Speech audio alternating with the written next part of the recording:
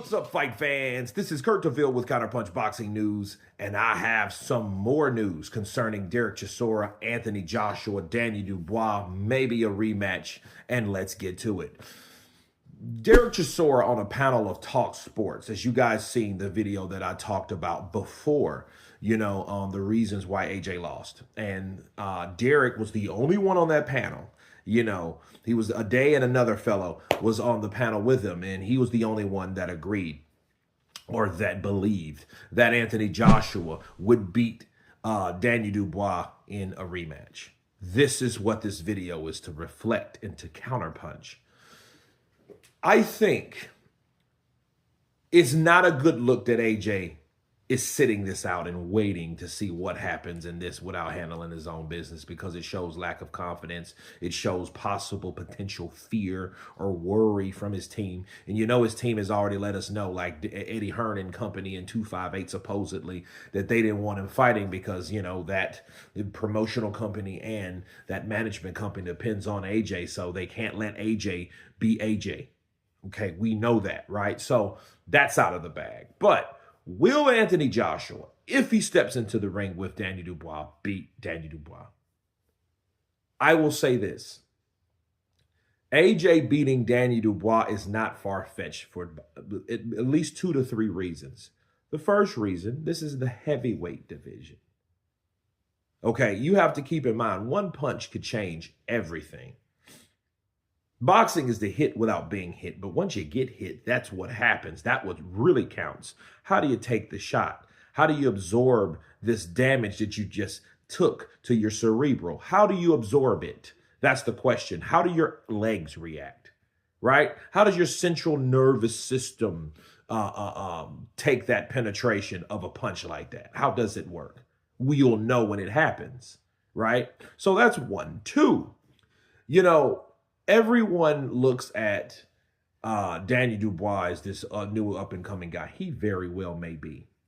But what happens with most boxing fans, like I've been preaching for the last week, we see something happen, and then we're just, by the sight of what we saw, we are so in belief that, oh man, he can't do this, and he can never do that. We said the same shit about Andy Ruiz. We said the same shit about Andy. When Andy beat up Anthony Joshua, they said, you know what, he'll do that easily the second time, and he had everybody thinking that he was going to. Meanwhile, in the meantime, his ass got fat. His ass didn't train as much. He dropped his overall morale and whatever. He thought, because he bought into the idea that I will more easily beat Anthony Joshua the second time, because either AJ's scared of me or AJ's not ready for a guy like me. I got faster hands. I may be shorter, but I know my punch can hurt AJ. So that's all I need to do is hit AJ with my faster hands. That's what Andy Ruiz thought. And he was right and wrong, right? Yeah, AJ was fearful of getting punched. But because he was fearful, he made major adjustments. He adjusted to the fact that, okay, if you can catch me and hurt me with a left hook, you will never be able to really catch me with a left hook again. And that's what happened for 12 rounds. And he boxed fat-ass Andy's face off through that whole fight. He didn't even stop moving. He had lost about 12 to 15 pounds, okay, and he was smaller and lean, and he was back, and he was back, and moving and repeating the process, and he was doing all that, okay? So there you go. In this fight where people have it all figured out because of what they first saw, like the second time will be the same, I think we need to look at history and understand. What happens also on the third reason, AJ could beat Daniel Dubois simply like this. He could catch it. See, if you can hurt Dubois, you can knock out Dubois. What did we learn about AJ versus Dubois and Hrgovic versus Dubois? What did we learn? We learned that AJ can punch a lot harder than Filip Hrgovic. That's what we learned. Filip, he was a one-dimensional fighter, but understand, he was able to catch Daniel Dubois a lot with those chopping right hands. Did he hurt Daniel? I mean, I think Daniel felt the punches, but I think Daniel was eager to show people like, hey, I'm not chinny at all. I can take the shot. So I think he embraced taking punches from Filip Hrgovic. He didn't embrace that shit with AJ. He wanted to get AJ out of there because he knew AJ probably more than he knew Filip Hrgovic, even though they've all sparred, okay?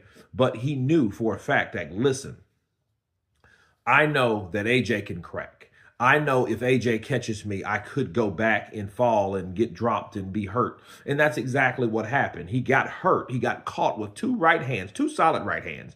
And this man was hurt. So if he can get hit, he can be hurt. If he can be hurt, he can be knocked out himself. Don't act like these guys are coming in gunless, because they're coming in with two gun salutes, but two on each end. Okay, so that's the third thing we need to realize about the possibility of Anthony Joshua beating Danny Dubois. And I guarantee you, when that happens, remember this video, people are going to then, oh, AJ's back, he's the comeback kid. Well, I told you guys so.